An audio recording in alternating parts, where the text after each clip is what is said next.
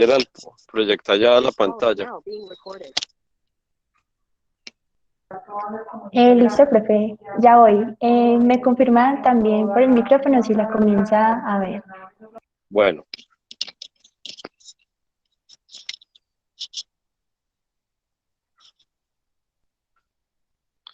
bueno, mientras ya era el proyecta la pantalla, pues mm, cuando me invitaron pues como a ser parte de este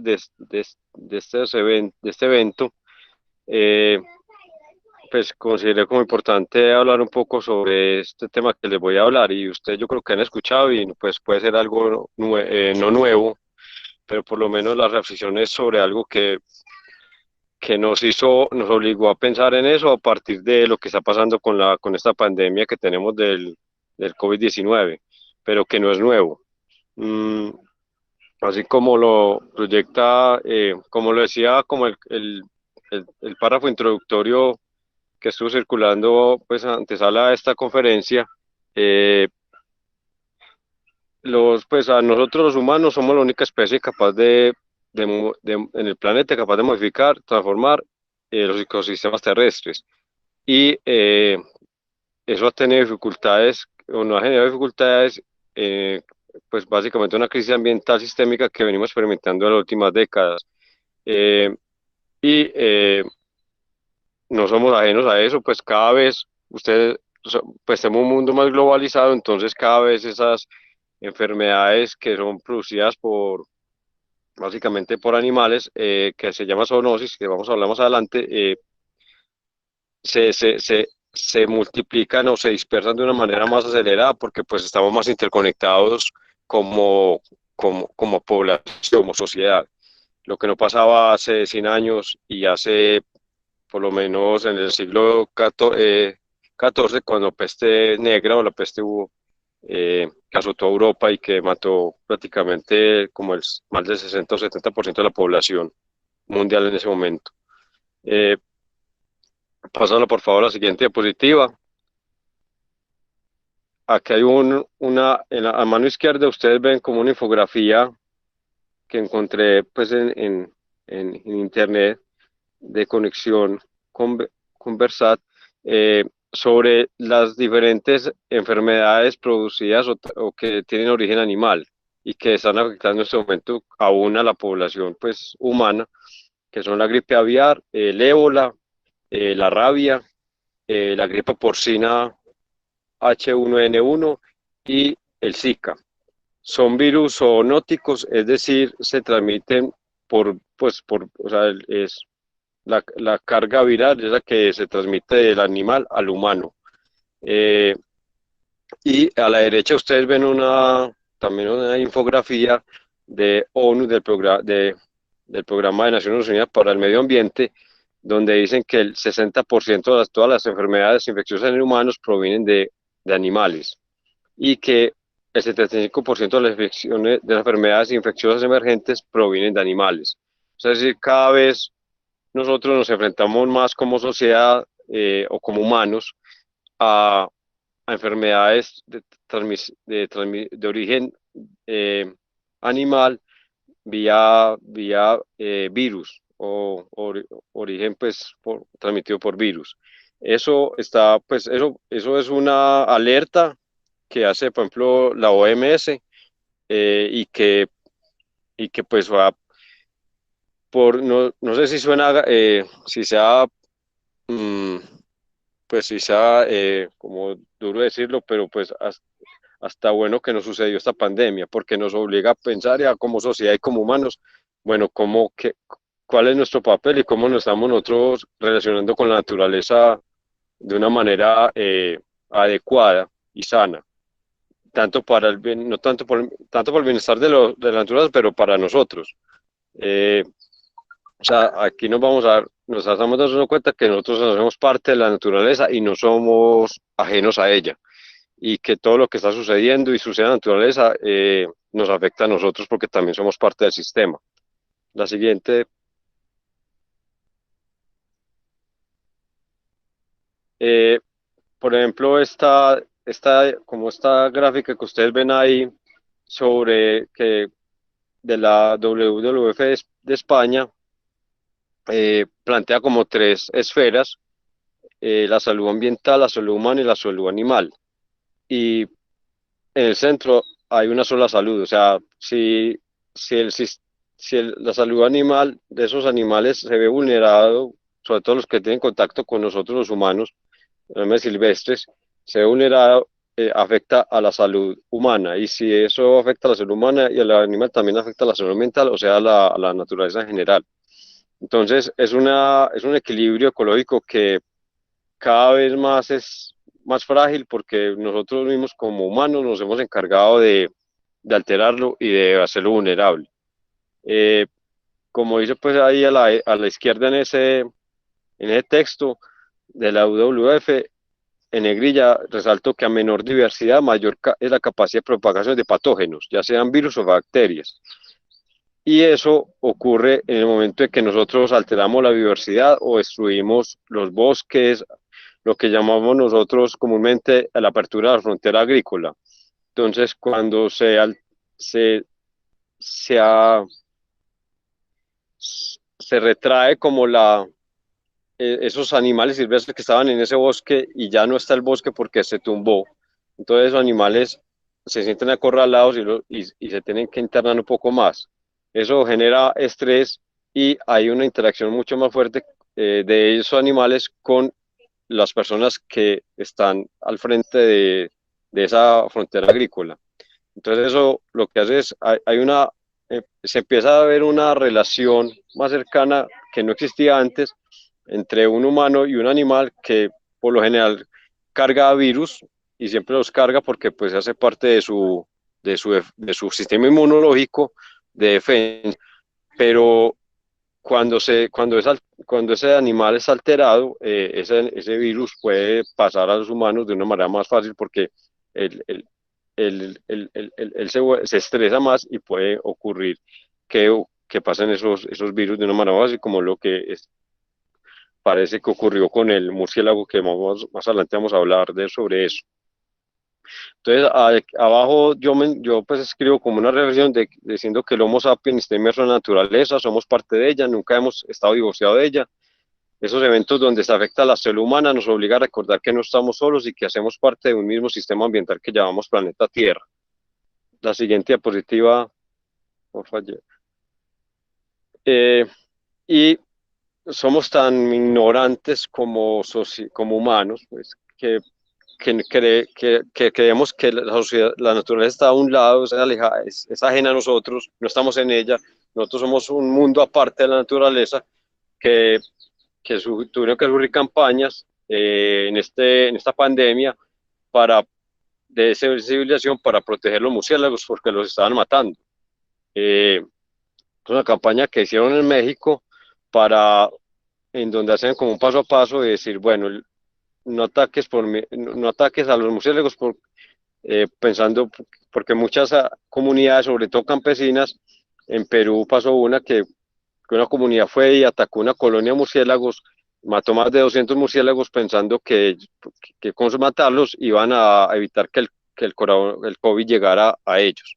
Entonces hay una ignorancia pues o una concepción de que la naturaleza está alejada de nosotros, está lejos, y que si la mantenemos a raya no nos va a suceder nada, que no podamos controlar. Entonces surgieron estas campañas precisamente para eso, eh, pues porque nuestros hábitos, o sea, como yo lo mencioné ahí en negrilla, nuestros nuevos hábitos globales en medio de la naturaleza simplificada y empobrecida, que no cumplen su efecto protector, ahora que tanto lo necesitamos. O sea, culpamos de esta crisis a los murciélagos o a los pangolines, pero realmente somos nosotros mismos los que vulneramos, pues como lo alteramos o pusimos vulnerable el equilibrio de la naturaleza con nosotros, y esa es como la consecuencia de esa vulneración que estamos haciendo de la naturaleza, que no es ahora, sino desde que el Homo sapiens colonizó el planeta Tierra. Entonces eso no es de ahora, sino que viene de antes. Eh, también pues pongo entre comillas una reflexión de Fernando Valladares, un investigador del Museo Nacional de Ciencias Naturales de España, que dice, vivimos de espaldas a la naturaleza, pero nuestra salud depende de ella mucho más de lo que pensamos. Vendrán más virus, tal como lo indica la OMS, y algunos serán más letales y peligrosos que el propio coronavirus. No habrá sistema de salud que pueda contenerlos. Solo una naturaleza rica y funcional con los adecuados niveles de biodiversidad podría amortiguar los impactos de futuras zoonosis en la salud humana, en la salud de la humanidad. Entonces, por eso digo, pues decía ahorita que hasta bueno que nos ocurrió esto de la pandemia, porque eso obliga a hacer un freno, nos obligó a frenar en el seco y decir, bueno, como sociedad, ¿cómo estamos relacionándonos con la naturaleza y con el mundo en el que vivimos? Porque no podemos hacer ajenos de ella y cualquier afectación en la naturaleza, pues obviamente se ve reflejada en nuestro bienestar como humanos, porque hacemos parte del sistema, de un sistema. Siguiente. Entonces, en la siguiente diapositiva, aló, Gerald.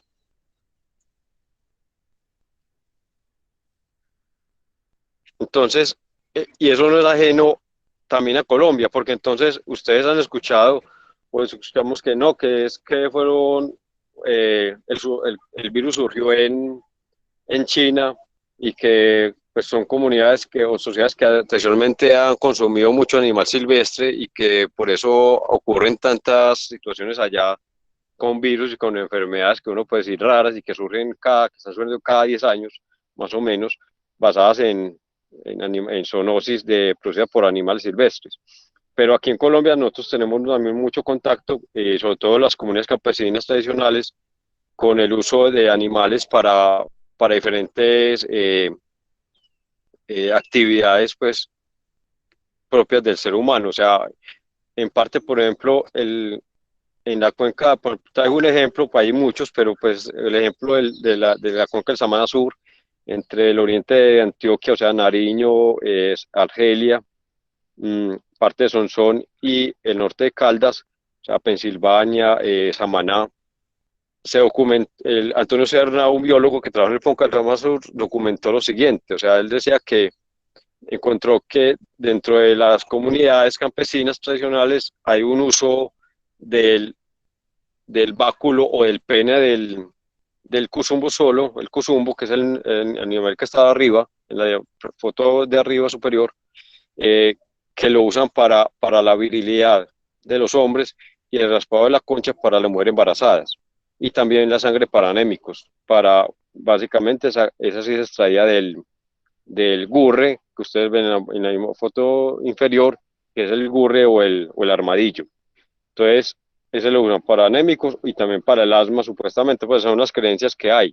Entonces, nosotros también pues aquí en Antioquia tenemos muchas, pues otras comunidades campesinas más tradicionales lo usan animales silvestres, tanto para consumo humano de su carne como proteína para completar la dieta pues, diaria de sus casas, de sus hogares, pero también otras creencias que hay alrededor de eso y mitos que se crean a partir de partes de los animales. Por ejemplo, eh, uno que me pareció muy curioso a mí, cuando estuve en La Llorona, en el cañón de La Llorona en Dabeiba, Mutatá, las comunidades en veras cazan un sapo y la carne la usan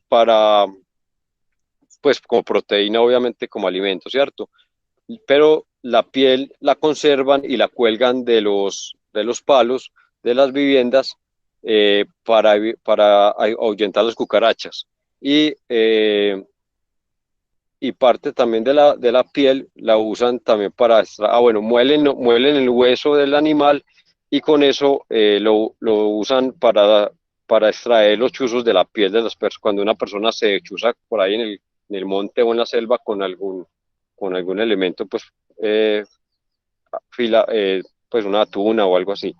Entonces le ponen ese polvillo del hueso triturado y eso pues extrae pues no se ha hecho como estudio científico sobre eso, pero pues cumple la función de que ayuda a extraer el chuzo que tiene la persona enterrada. Entonces, mejor dicho, temas por investigar y por documentar hay demasiados. Por ejemplo, los Poncas hizo un intento. Al que esté interesado puede consultar los Poncas que se hicieron, pues, por ejemplo, en Cornare, y ahí en el diagnóstico hay un capítulo en el de fauna que habla sobre los usos culturales, económicos y sociales que le da la gente y religiosos que le da la gente a la fauna silvestre. Entonces hay una documentación un listado de animales y para qué los usan, que es interesante de pronto eh, conocer para entender también que, o sea, que nosotros también como aquí nuestras sociedades locales también lo usan los animales silvestres y han tenido contacto permanente. Y que también pues estamos en riesgo de que no estamos exentos de que se produzca alguna enfermedad, no, así como se produjo en China, salió el virus, el COVID-19, aquí puede surgir también otro virus a partir de la manipulación de esa fauna silvestre que usan nuestras comunidades rurales acá en Antioquia y pues en Colombia. Siguiente.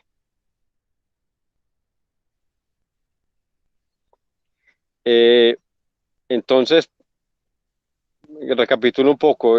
Ahora les mencionaba pues que los murciélagos siempre han coexistido y colisionado con el SARS-CoV-2, que es como el nombre más, como más técnico que el del COVID-19 o el coronavirus. O sea, coronavirus eh, eh, eh, es una variedad de virus eh, que que siempre los murciélagos los han tenido, han vivido con él. Pero como se menciona ahí, eh, lo leo pues como textualmente, el murciélago, a lo largo del tiempo el murciélago de forma, a lo largo del tiempo con el murciélago de forma que cuando este esté sano la carga vírica es mínima. Sin embargo, en estado de estrés, como cuando se le persigue, casi manipula, el sistema inmune del animal se deprime y la carga vírica se dispara. Es decir, como les decía yo ahorita al principio, o sea, todos tenemos virus. Nosotros como seres humanos y seres vivos tenemos virus porque es una manera también de defensa, de fortalecer el sistema inmunológico del cuerpo y, y activar las defensas propias del cuerpo. Eh, Así igual también ocurre con los murciélagos. Entonces los murciélagos siempre cargan ese virus por una manera de defenderse de su medio, de mantener como un ambiente más sano, pero a niveles pues que no alteran. O sea, si el animal, si el murciélago no está estresado, no es cazado, no entra en un estado pues de alteración, el virus eh, no se activa de una manera tal que pueda, que salta a los humanos que lo están manipulando. Entonces, es una, es, esto está demostrando que la alteración que estamos haciendo del ecosistema está provocando este tipo de cosas. O sea, pues, eso sí está documentado de que los murciélagos conviven con el coronavirus, pues es un virus más de ellos y que al ellos sentirse atacados y amenazados y entrar en contacto más permanente con los humanos, se produce eso. Eh, Murciélagos hay en todas partes. Aquí, pues, obviamente hay mucho murciélago también, y ustedes, pues, seguro, cuando salen, bueno, en la ciudad no es tan palpable, o en las áreas urbanas, pero cuando uno va a una finca o está en el área rural, es muy común encontrarse. Entonces, por ejemplo, estuvimos el año pasado haciendo unos muestreos de mastofauna, es decir, mamíferos nocturnos voladores en Porce, y abundaban los murciélagos de muchas especies. Yo no soy experto en mastozoología ni en murciélagos, pero con los biólogos que estábamos, nos contaban que hay mucha variedad de murciélagos y que hay obviamente carnívoros, otros que solamente se alimentan de frutas, otros que son omnívoros, comen tanto carnívoros, son carnívoros como frugíferos, y todos cargan esos virus. O sea, todos cargan virus porque es una manera de defensa, como un mecanismo de defensa que tiene sus cuerpos para poder sobrevivir como en un ambiente natural. Igual ocurre con nosotros, por eso nosotros desarrollamos gripas o desarrollamos, ejemplo, algunos resfriados que de una manera una alerta del cuerpo de que algo está mal, de que que hay algo que está alterando nuestro sistema inmune. Entonces esos virus pues nos ponen en alerta de que, o una gripa nos pone en alerta de que hay algo anómalo en el ambiente. Eh, Siguiente.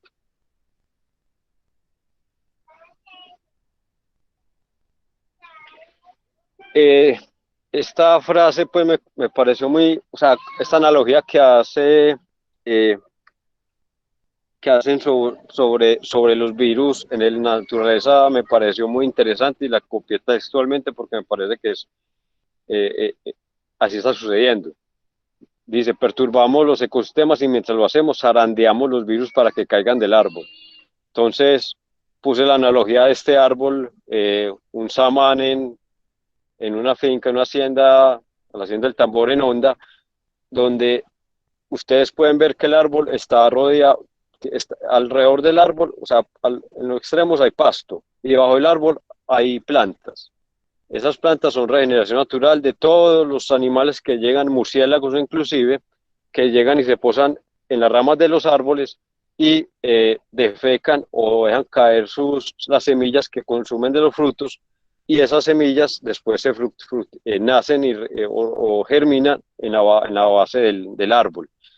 Así estamos haciendo nosotros prácticamente con los virus, con el ecosistema. Entonces, haciendo como la analogía, el árbol es el ecosistema, simplemente nosotros estamos moviendo el árbol, que es el ecosistema, y al zarandearlo están cayendo los virus y o sea, nos están cayendo a nosotros que estamos debajo del árbol. Eso es lo que está pasando en este momento con estas pandemias que hay y con las zoonosis que se están presentando, que se presentan pues desde hace mucho, pero que no, que escuchábamos eh, como de manera pues más bien de espectadores allá en la tribuna alejados, sin mayor preocupación, pero que esta pandemia que ya nos afectó y alteró nuestro cotidianidad y nuestro modo de vida, nos puso ya a ver más allá. Bueno, realmente entonces eh, esto es más grave de lo que estamos pensando. O sea, este virus, por ejemplo, del COVID-19 no se va a ir ahora, va a estar, ya es parte de nuestro entorno, nuestro ambiente. Nosotros, ¿qué tenemos que hacer? Aprender a vivir con él, a convivir con ese virus, así como aprendimos a vivir con la gripa española, que es la gripa el resfriado o la influenza que nosotros tenemos, con la que convivimos desde hace muchos años y que todos, algún momento de la vida nos ha dado gripa. Este obviamente es un virus pues yo no soy médico ni experto en salud pública, pero pues ustedes han escuchado que pues apenas se está conociendo como el comportamiento y como sí, el comportamiento del virus, y hay cosas todavía muy desconocidas, pero nos tocará aprender a convivir con eso, así como convivimos con otras, como muchas sociedades en otras partes les tocó aprender a convivir con el Zika, con la gripa aviar, con la fiebre porcina, en fin, con una cantidad de enfermedades zoonóticas que cada vez nos rodean más eh, y que y por esa manera en que nosotros convivimos ya como en una sociedad más globalizada, por lo menos de una movilidad mucho mayor que antes, pues estamos más expuestos a nosotros mismos transmitir esas enfermedades zoonóticas de un lugar a otro. Siguiente.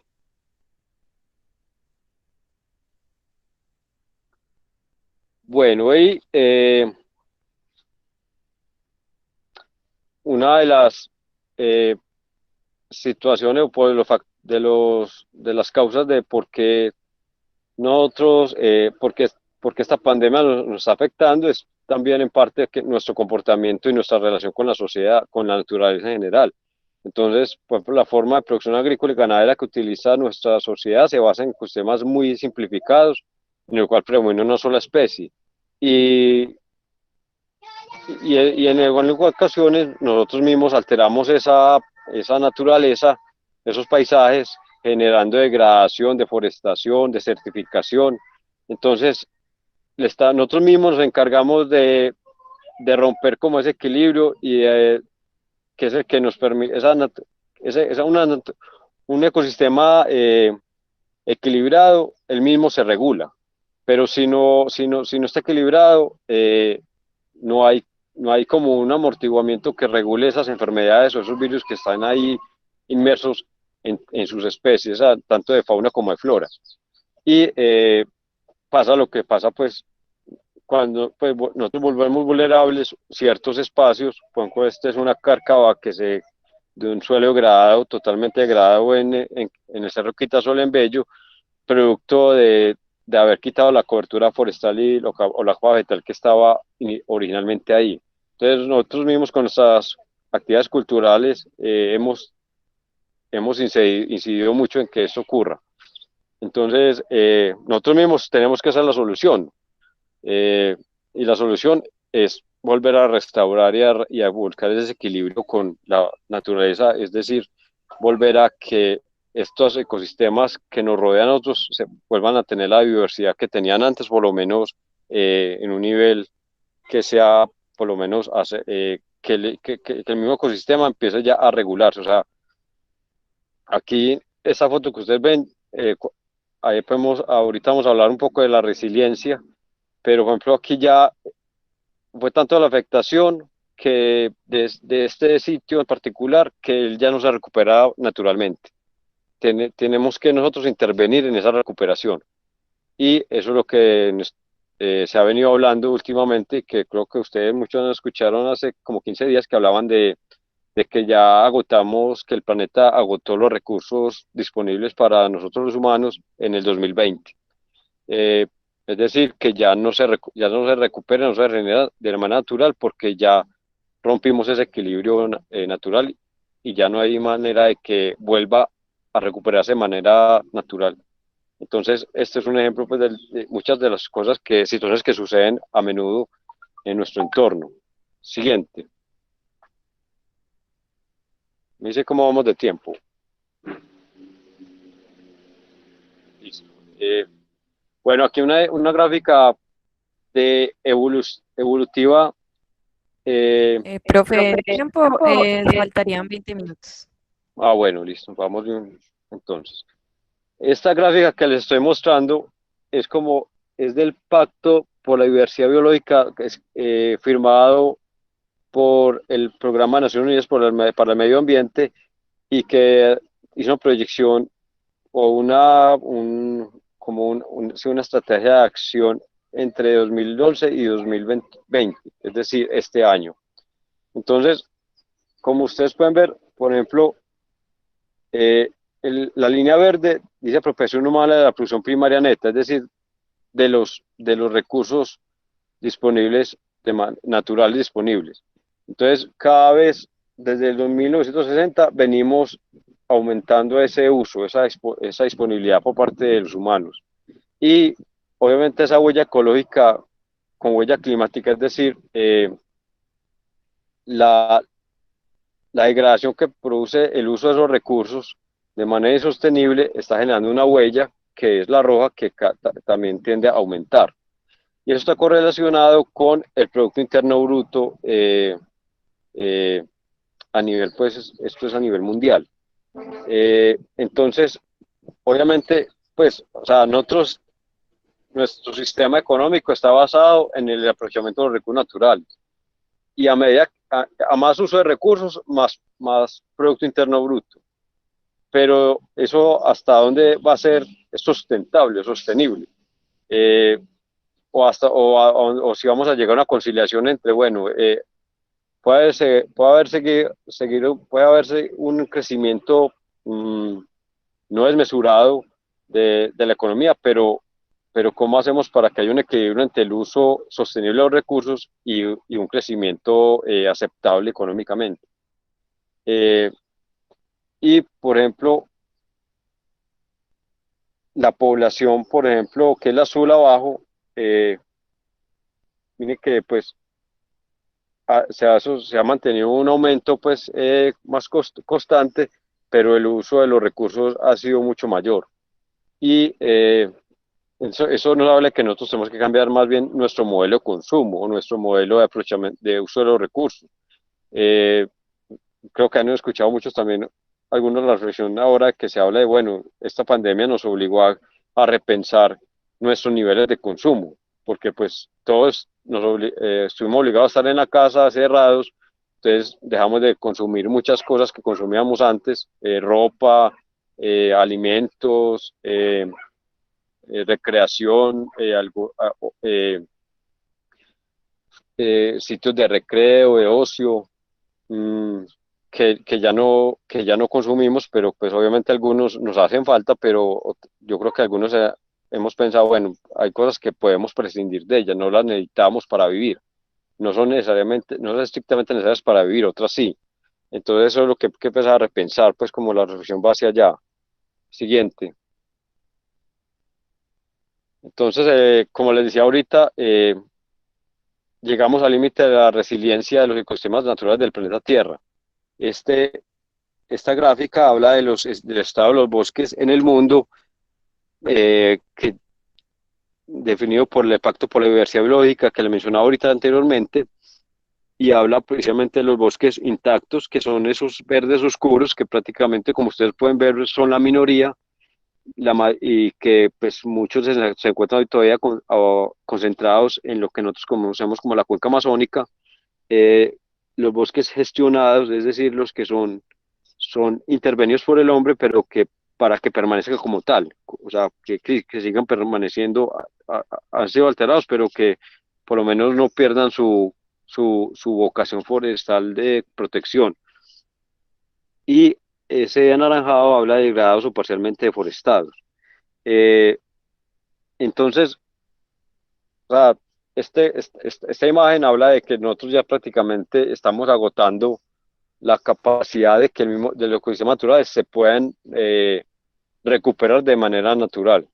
Y por eso la alarma cada vez que hay un incendio en la Amazonía o de las políticas que se crean de otros países, por ejemplo en Brasil, en este caso el presidente Bolsonaro, de aprovechar la Amazonía como una dispensa agrícola para producir productos agrícolas, rompiendo totalmente la vocación y la natural que es la preservación y la conservación de esa Amazonía como uno de los últimos pulmones del mundo en cuanto a la protección de la naturaleza y del planeta. Entonces, pues, no es gratuito que hablen del pulmón del mundo. Ustedes ahí lo pueden ver prácticamente. Entonces, esta perspectiva nos advierte oportunamente que de seguir con nuestros patrones actuales de comportamiento, el consumo, la producción, incentivos económicos, como si todo siguiera igual. No podemos realizar la visión de un mundo con ecosistemas capaces de satisfacer las necesidades humanas en el futuro. Es decir, esto nos pone pues como un freno en seco, pues la pandemia fue un freno en seco de la economía y lo que tenemos que repensar, bueno, obviamente la economía tiene que seguir su camino y es un papel y es fundamental porque de ella dependemos todos, o sea, vivimos un sistema económico que todos dependemos de ese sistema y obviamente para poder nosotros vivir, pero entonces, ¿qué patrones de consumo podemos empezar a cambiar para poder nosotros empezar a ayudarle, a darle la manito al planeta para que se recupere y sea resiliente? Siguiente. Yo creo que ustedes han escuchado mucho el término resiliencia. Eh, yo quise traer como el término resiliencia desde el origen mismo del término de las ciencias de las ciencias naturales o de la física, eh, que lo que significa la resiliencia es la capacidad de un material de absorber energía elástica cuando es deformado y de cederla cuando se deja de aplicarle carga. Entonces, por ejemplo, como ustedes ven en la gráfica, esa ilustración en a la mano derecha, usted forma un caucho o una placa de caucho y, y ella puede volver. Hay un punto en que ella, si usted no la quiebra, ella vuelve a su forma original. Ese gráfico de la izquierda habla precisamente de los momentos que sufre un material antes de generar una fractura. Entonces, cuando usted, realmente eso es muy, pues los que trabajo, hemos visto temas de resistencia, resistencia a materiales, o sea, los que trabajan en ingeniería, en construcción, saben que un material para pasar la prueba tiene que pasar una prueba de resistencia. Entonces ponen una columna o una madera o un adobe, un ladrillo, pues materiales que van a usar para a prueba a ver qué tanto resiste. Entonces, si el material no se fractura o no se quiebra, tiene una cierta resistencia y puede de pronto volver a su estado natural o a su estado original cuando deje de ejercer la fuerza o la carga sobre él. Entonces, alusivo pues con la naturaleza, como haciendo ya la analogía o hacia el planeta Tierra, hacer los ecosistemas naturales, lo que vemos, lo que hablan cuando hablan de la resiliencia del planeta Tierra es que prácticamente estamos, o sea, se habla de que nosotros estamos eh, poniendo la esperanza en esa resiliencia, que el planeta mismo se va a recuperar, pero eh, prácticamente ha sido tanto el abuso que el hombre ha hecho de la naturaleza que es muy difícil que se recupere de manera natural. Tenemos prácticamente ya que hablar de restaurar ecosistemas. Por eso pues hay inclusive una área nueva de la ecología, pues nueva no, pero hace años se viene posicionando que es de la restauración ecológica. O sea, cómo restaurar bosques, cómo restaurar ecosistemas marinos, ecosistemas que ya por sí solos no se van a recuperar nunca. Entonces, estamos como en ese límite, pues en equilibrio y por eso es, o sea, este anuncio de que hace 8 días decían lo que, como comentaba ahorita, que ya el planeta agotó los recursos para 2020, eh, suena apocalíptico, pero ya llegó. Y cada vez es más frecuente, pues vamos a encontrarnos esa situación cada vez más, o sea, cada vez va a ser más difícil restaurar esos ecosistemas porque esa resiliencia cada vez, pues estamos llegando al límite de la curva en la que ya se está fracturando todo. Siguiente. Entonces, esto relacionado con el tema, de, por ejemplo, de los diseños funcionales en las viviendas y con, bueno, o con nuestra manera de habitar, de habitar. Eh, Todas estas pandemias que han ocurrido, eh, en un artículo colombiano sacaron como una cronología de los cambios originados en nuestra forma de vida a partir de otras pandemias. Y eso implica que se use recursos necesarios para recursos naturales necesarios para poder optimizar esas formas, esas nuevas asepsias que necesitamos, o esas asepsias. Antiguamente las viviendas no eran tan asépticas como ahora. Y para esa asepsia se necesita básicamente un recurso fundamental que es el agua. Entonces, esa agua permite que haya una limpieza. Eh, Necesitamos que haya iluminación, o sea, luz solar, energía eléctrica para iluminar esos espacios. Y aireación, que es el aire que está en el ambiente, que debe ser no contaminado. Entonces, hablamos de un consumo eficiente de recursos que cada vez más es necesario para poder tener unos hábitos de vida saludables. Y eso tiene que ver mucho con la salud pública. Entonces, miren que cada vez ustedes, o sea, cada vez más, por ejemplo, el agua es un protagonista fundamental en nuestro bienestar, como en nuestra calidad de vida. Y ahora mucho más. Ah, miren que, por ejemplo, ustedes escucharon que los colegios oficiales del departamento de Antioquia no iban a abrir porque creo que el 40% de esos colegios o de esas infraestructuras educativas no tenían agua potable. Y el agua potable es fundamental para el tema de los protocolos de bioseguridad que están implementando. Entonces, si no hay agua, eh, se es más vulnerable a que estas pandemias afecten más. En parte, mucho de estos de que muchas veces, por ejemplo, como el ébola, se haya afincado en África, pues, que de África prácticamente no sale ese virus del ébola, es precisamente por las condiciones sanitarias en las que vivían esos países, que son muy precarias. Entonces, el tema del alcantarillado, un acueducto, un alcantarillado, pues, bien hecho, con todas las normatividad, pues, de salubridad pública, es fundamental, y para eso el agua es un elemento. O sea, si no hay agua, no hay salubridad pública, y obviamente, como les digo, es más vulnerable a todos estos fenómenos, a todos estos virus que cada vez ocurren más y con más frecuencia. Siguiente.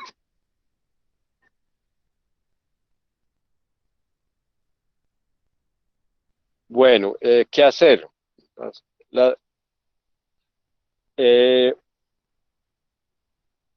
Conversando con otros amigos, otros colegas forestales o ecólogos que trabajan también pues, se preocupan por esos temas, hay un pesimismo como en el gremio de que nosotros, pues, prácticamente como humanidad estamos arrasando con lo que tenemos, y que ya no hay vuelta atrás.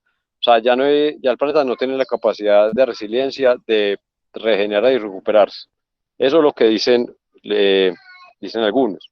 Pero, y bueno, y muchos de estos temas, dirá unas que hay muchas cosas que como nosotros, como personas que habitamos en un sitio, en un lugar determinado, no podemos controlar de otros que habitan en otras partes, en otros países. Caso, pues, como ocurrió, por ejemplo, con este virus del COVID-19, que surgió en China y llegó acá, pero nosotros no tuvimos control sobre evitar eso. Entonces, ¿qué hacer? Primero, pues, es importante, o ha sido, o sea, esta pandemia nos obligó a pensar muchas cosas como sociedad, y nos obliga a que tengamos que reforzar los sistemas de salubridad pública. O sea, el tema de salud pública es fundamental.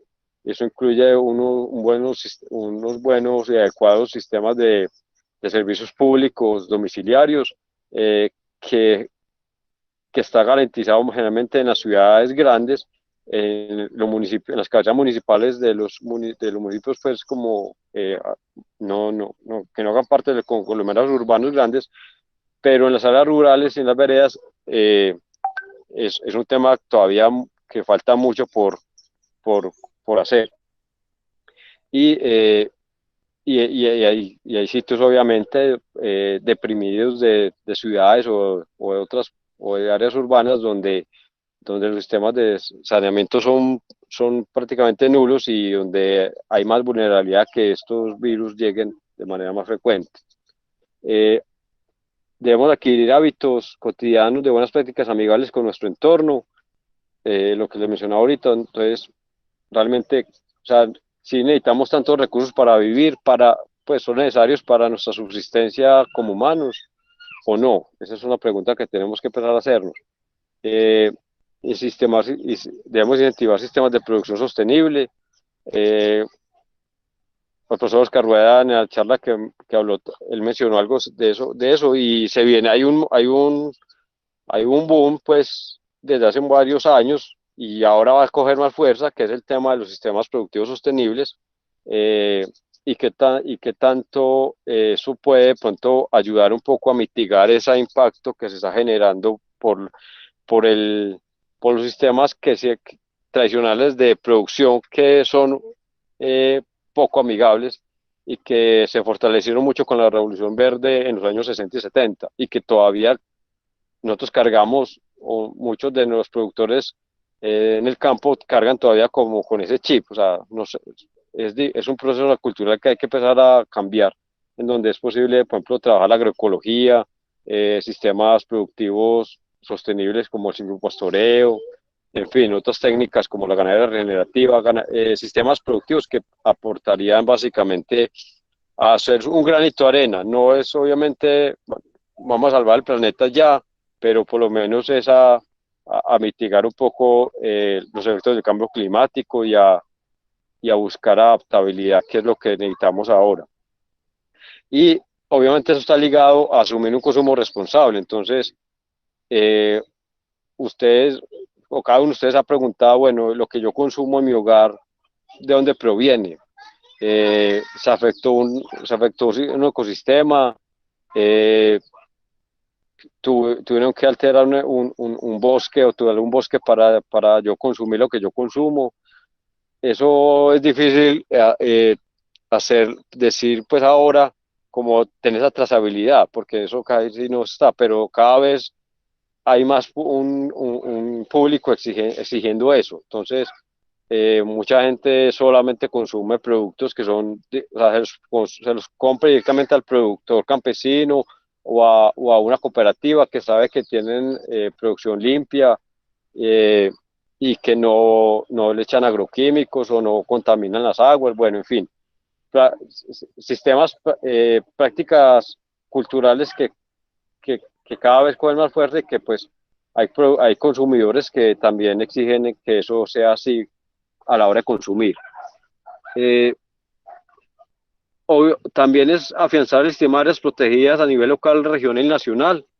Esa foto que está ahí a la derecha es una foto de una finca en Llanos de Cuiva que, que ha sido una finca ganadera, pero afortunadamente ese señor, el dueño de esa finca, ha tenido pues como, eh, por decirlo así, la generosidad con la naturaleza de dejar bosques, de dejar, inclusive con eso al final de cuentas redunda en el bienestar animal del ganado, porque hay un ambiente más sano ahí entre esos bosques que se vuelven básicamente unos amortiguadores de esa biodiversidad, como contenedores de esos virus o esas enfermedades que pueden estar ahí eh, conviviendo, pero que tienen su ambiente y su hábitat y por lo tanto no salen, sino que están ahí. Los animales que están ahí, los animales silvestres. Entonces, si un animal a veces tiene un espacio natural en el cual desenvolverse, no tiene por qué ir a buscar, como a aproximarse al hábitat donde está el humano. Eh, si satisface todas sus necesidades, por lo menos de alimentación y de caza, en el mismo interior de ese bosque, por ejemplo. Entonces, eso es una apuesta que ha iniciado, por lo menos en Colombia, es fuerte con el SINA, Sistema Nacional de Áreas Protegidas, que maneja parques nacionales, y a nivel departamental cada vez se consolida más el sistema, el SIDAP, y a nivel municipal y regional también otros como el Sistema Metropolitano de Áreas Protegidas, en el Valle de Aburrá. Cornare ha creado un sistema interesante que cada vez consolida más y que por lo menos esas áreas son, una vez como es por decir, áreas amortiguadoras de ese virus o como unas barreras en donde los virus, o sea, si los animales silvestres pueden interactuar y pueden moverse en esos ciertos corredores, no tienen por qué establecer contacto con los humanos, que sería lo ideal. Y es necesario, pues, fortalecer la gobernabilidad y la gobernanza ambiental, es decir, desde el Estado es necesario pues como esa presencia de las autoridades ambientales, eh, no solo pues con campañas educativas muy bonitas de, de ornato y jardinería, pues o sea, yo digo periódicamente que son puñequeros, sino que realmente efectivo y que realmente lleguen a donde debe ser, porque pues realmente las autoridades ambientales se quedan mucho en eso y a veces no tienen los dientes suficientes o como las capacidades suficientes para actuar realmente donde está el problema, donde están los frentes de colonización, donde están vulnerando los recursos naturales y se queda básicamente en una posición cómoda y de confort en las zonas urbanas de los municipios o de las ciudades. Y eso pues pasa y es muy normal y también pues la burocracia no los deja ejercer su labor real pues como debe ser. Bueno, y hay una gobernanza ambiental cada vez más fuerte que ustedes, pues yo creo que la viven cada vez más por medio de las juntas de acuerdos de veredales, los movimientos ambientales que exigen el respeto por ejemplo, por los ríos, que no instan en proyectos de cierto tipo en ellos. o hay cada vez hay una conciencia mucho mayor como de veeduría ciudadana cuando alguien tumba un monte, entonces eh, ponen pues como la alarma ante las autoridades competentes o municipales, y en fin, y eso es importante. Y repensar los modelos de desarrollo diferencial por cada territorio en particular es fundamental. Yo creo que ahí pues como con eso concluyo, en el sentido de que pues sobre todo ahí amarro mucho con el pregrado de desarrollo territorial, y que pues desde los cursos que yo he dictado les he insistido mucho a los estudiantes de que el desarrollo, o sea, los territorios no se pueden desarrollar de igual manera porque los recursos y las limitaciones biofísicas son distintas. Entonces, es muy distinto usted pensar, por ejemplo, para el norte antioqueño, el altiplano norte antioqueño, un sistema donde el agua abunda, entonces un sistema productivo que usted no el agua no es un limitante, y sitios Profe como, Mauricio, sí, ya terminamos los 45 minutos para ir concluyendo. listo, sí, ya termino con eso. Gracias, profe.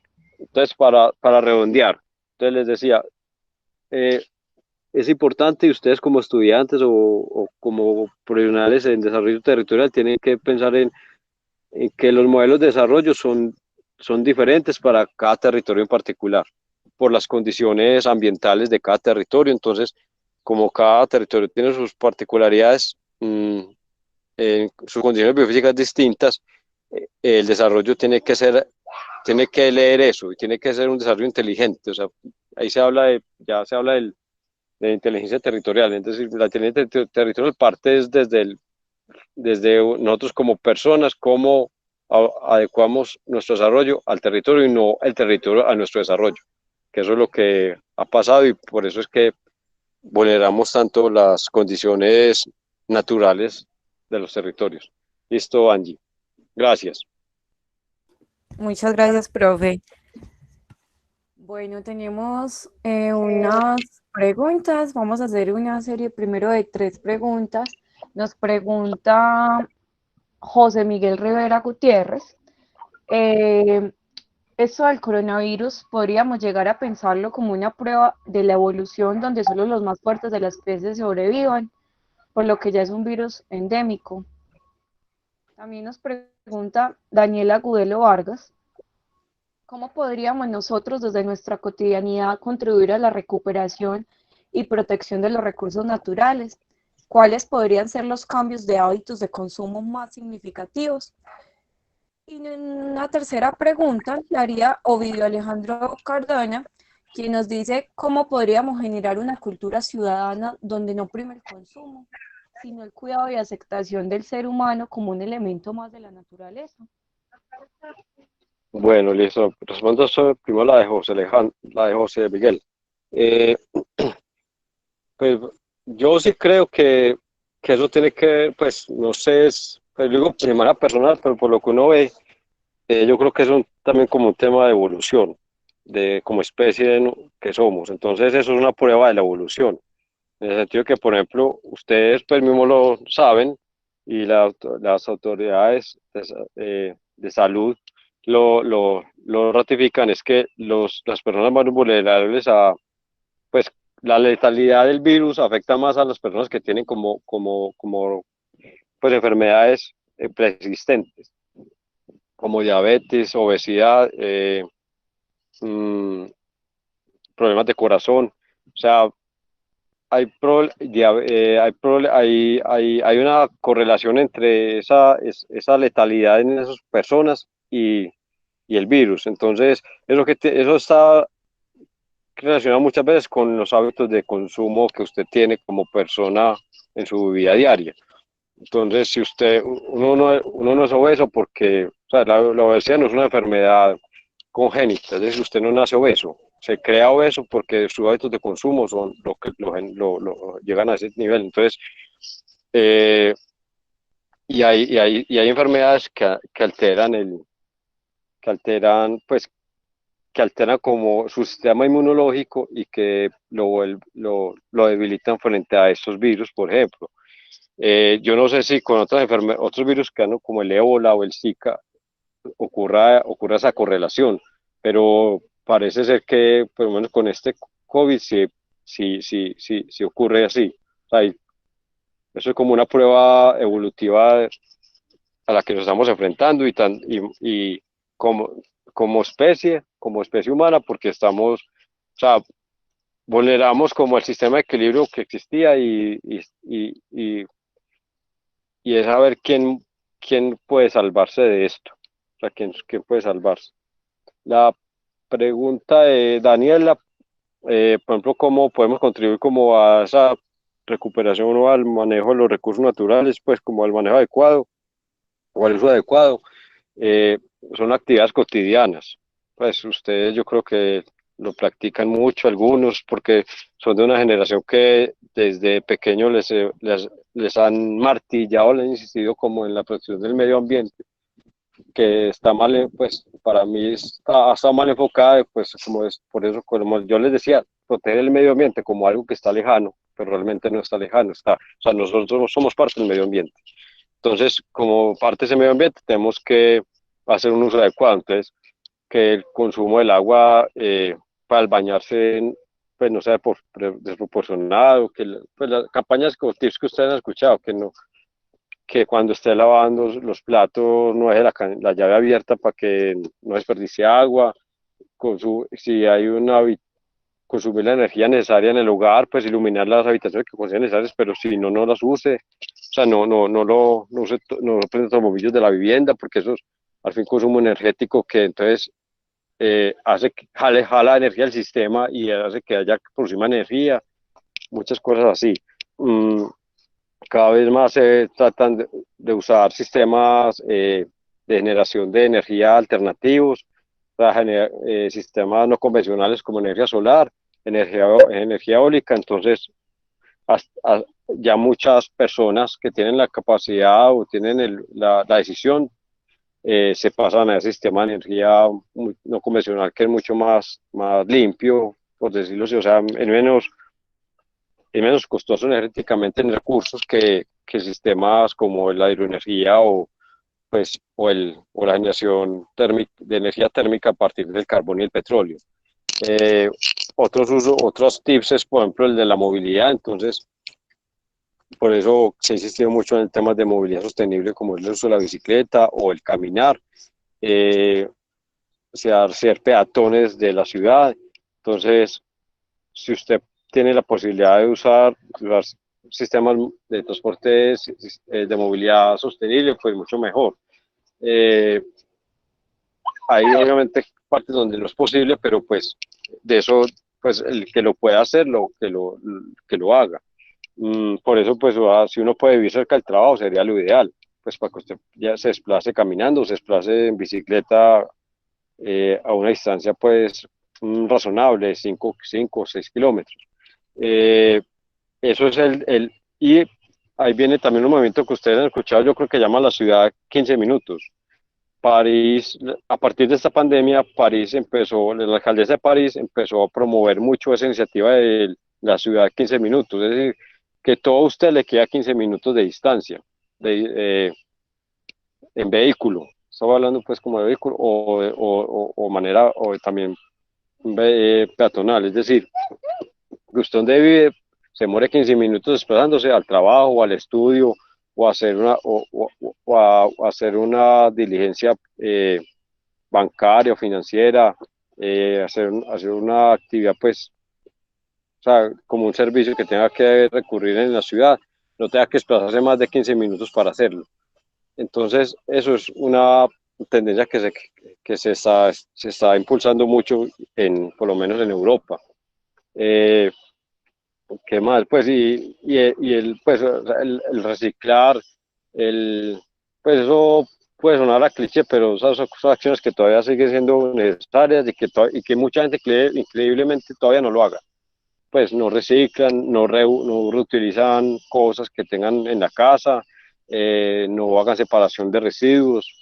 Por ejemplo, las personas que viven en las zonas rurales, que tienen posibilidades, pueden hacer separación en la fuente de residuos orgánicos y tratarlos directamente en una huerta o en un patio. O sea, Leo, eso parece mínimo, pero poco a poco eso le va reduciendo carga a los sistemas de saneamiento básico. Entonces, obviamente, si es menos las toneladas que se llevan al relleno sanitario, es menos viajes que se hacen, menos consumo de combustible, menos desgaste de los vehículos, en fin, o sea, todo empieza como a redundar un poco en eso.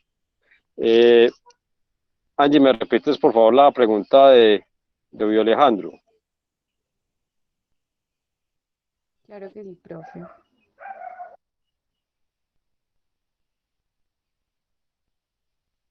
Bueno, aunque la pregunta de Alejandro está un poco similar pues a la de Daniela, que ya le hablamos un poco, sobre cómo podríamos generar cultura ciudadana donde no prime el consumo, sino el cuidado y aceptación del ser humano como un elemento más de la naturaleza. Sí, sí, eso tiene que ver con los modos de consumo y de vida de cada uno. O sea, eso ya no, cada uno es consciente de su manera de consumir y eso cada vez cobra más fuerza o es como más tenido en cuenta o somos más conscientes de eso. Antes la gente consumía y consumía y no se preguntaba el, el, el, el qué efecto tiene consumir un producto, de dónde viene ese producto, eh, de dónde, qué va a hacer con el residuo que me genera ese producto. Eso antes no ocurría, pues era muy escaso el que se preguntaba eso y el que preguntaba era un ser raro. Ya actualmente ya es mucho más, hay mayor conciencia y cada vez se crea más conciencia sobre eso. Eh, y eso depende de cada uno, pues obviamente hay que hacer campañas educativas, seguir con las campañas de, de consumo responsable, de hábitos de consumo responsable, pero eso está en la manera de vivir de cada uno y en la manera como lo críen usted en su familia. Hay gente que está acostumbrada desde pequeño a que los padres salen a caminar o que van al colegio caminando o pues que tienen esa posibilidad o que están en contacto con naturaleza desde chiquitos, desde niños y que no tienen gastos suntuarios o innecesarios, sino que consumen lo básico y que eso después se ve reflejado cuando usted es mayor en sus propios hábitos de consumo. O sea, eso va generando como unos comportamientos ya en el inconsciente que esas son las maneras de actuar correctas, pues que cada uno va asumiendo. Pero hay personas o niños que no se acostumbran nunca a salir a caminar o irse al colegio caminando, eh, sino que siempre los tienen, o sea, dependen de un transporte escolar y pues yo no sé si usted, yo me imagino que ustedes conocen, yo conozco gente que no coge un bus por el mundo, no camina y que para todas partes tiene que ser en vehículo particular o en taxi o en Uber porque no se muere de pánico andar en la ciudad o caminar de manera autónoma o salir de manera autónoma, tiene que depender de un vehículo, entonces son eso depende mucho de la crianza y de la forma en la que usted lo eduquen desde niño. Y pues eso a partir de un cambio generacional, pues de generación a generación y que es un cambio lento y no va a ser ya rápido. Entonces, de esto se empezó inclusive apenas a hablar, pues de como el consumo responsable, de, de ser como más, de ser, de nosotros ser como más conscientes de ese consumo, fue a partir de 1972 cuando empezamos a hablar del calentamiento global, cambio climático, en lo que se llama la famosa cumbre de Estocolmo, donde empezaron a hablar de eso, bueno, hay que hacer, tenemos que empezar en la resiliencia, en que tenemos hábitos de consumo que estamos prácticamente agotando los recursos naturales del planeta. Entonces esto tiene que 40, 50 años de,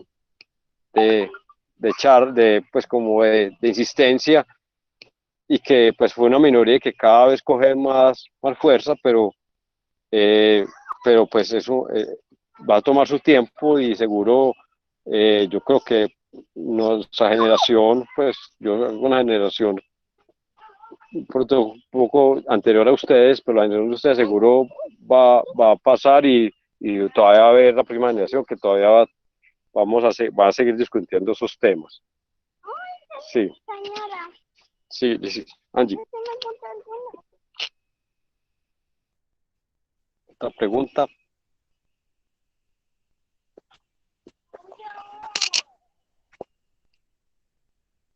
¿Aló?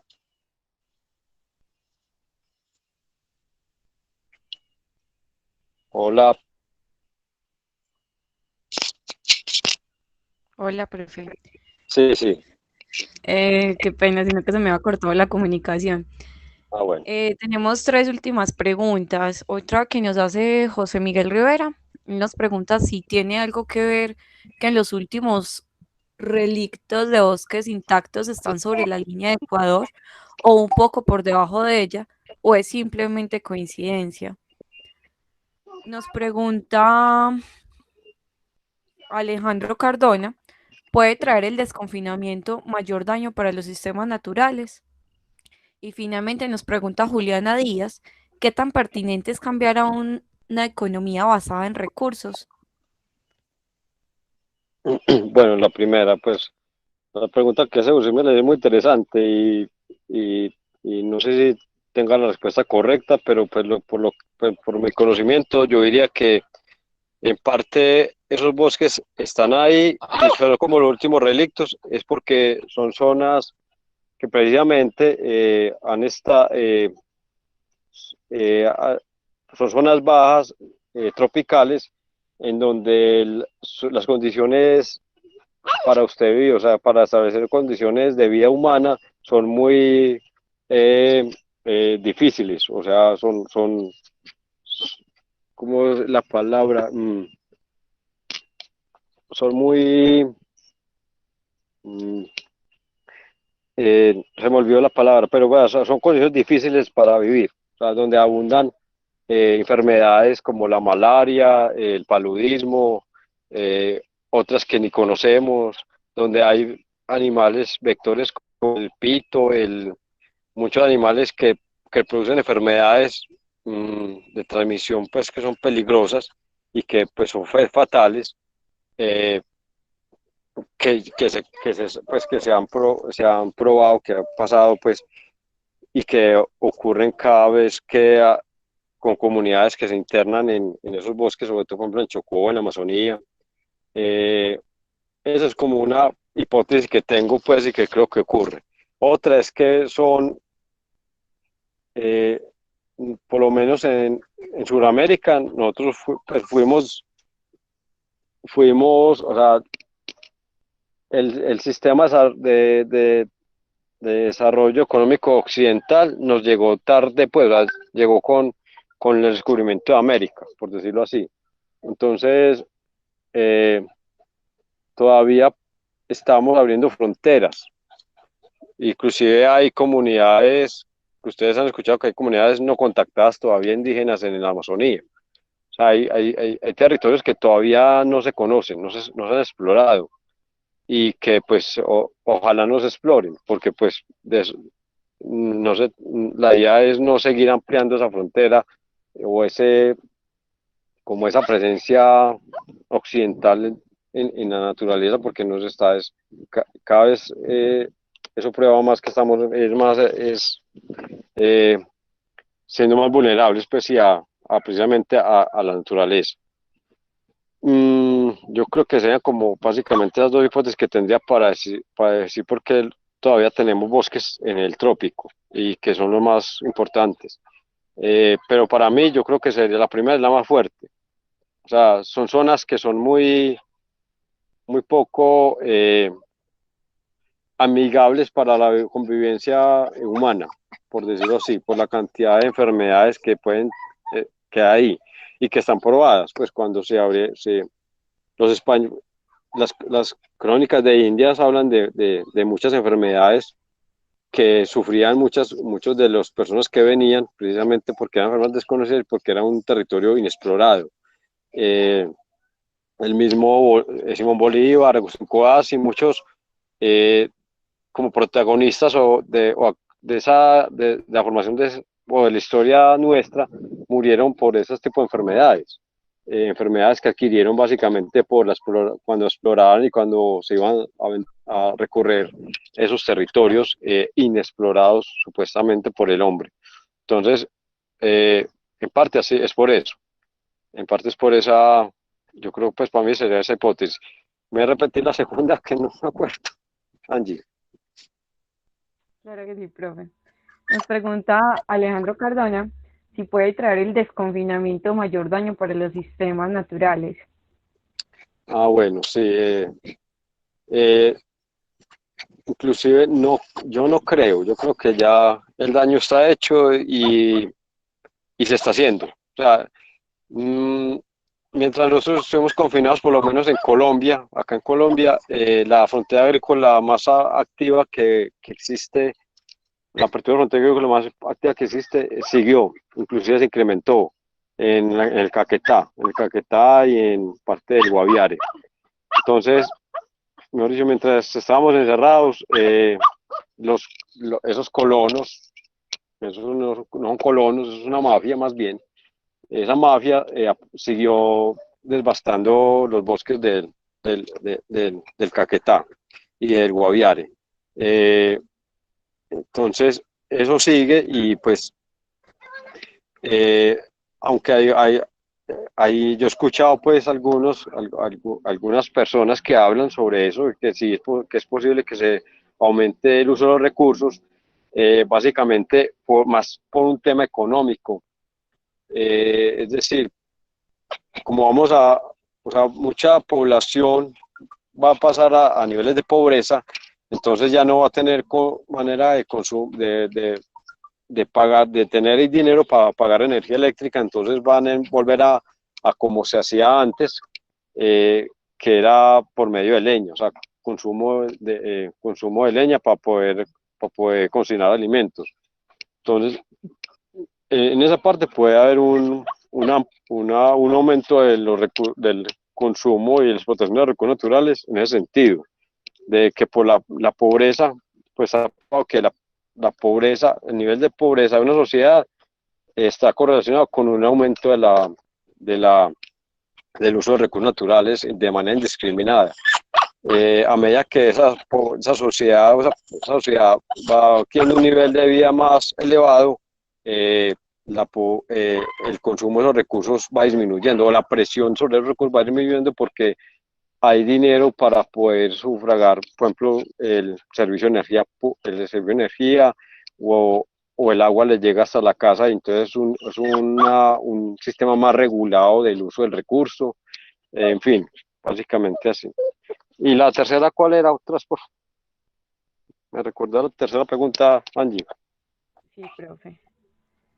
La tercera pregunta la hace Juliana Díaz.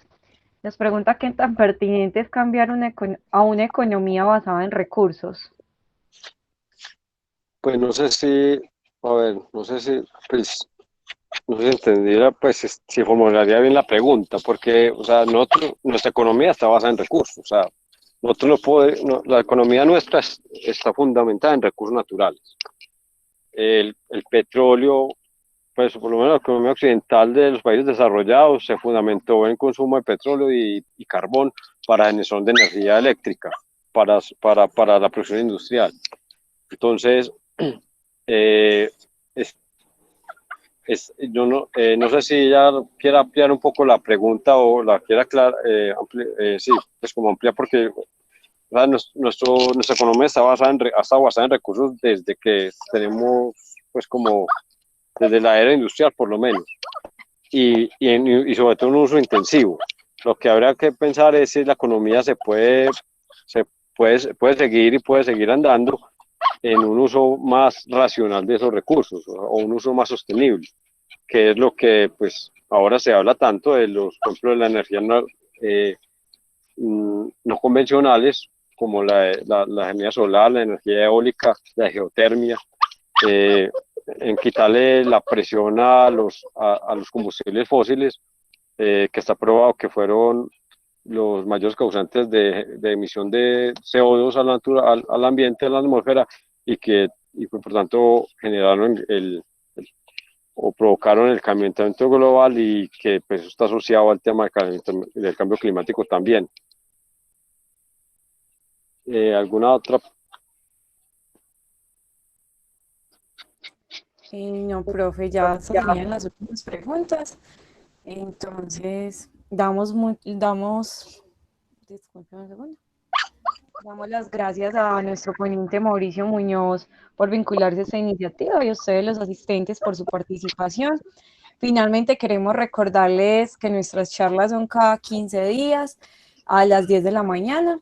Tendremos dentro de 15 días nuestra última charla de este segundo ciclo sobre medio ambiente y cambio climático, que estará a cargo de nuestra ponente Marcela Ocampo Victroago, quien nos expondrá sobre políticas alimentarias de lo saludable, a lo saludable y a lo sustentable. Muchísimas gracias a todos por su asistencia, gracias al profesor Mauricio por su intervención y los esperamos dentro de 15 días en nuestras charlas. Bueno, muchas gracias, que estén muy bien. Hasta luego. Chao, feliz día.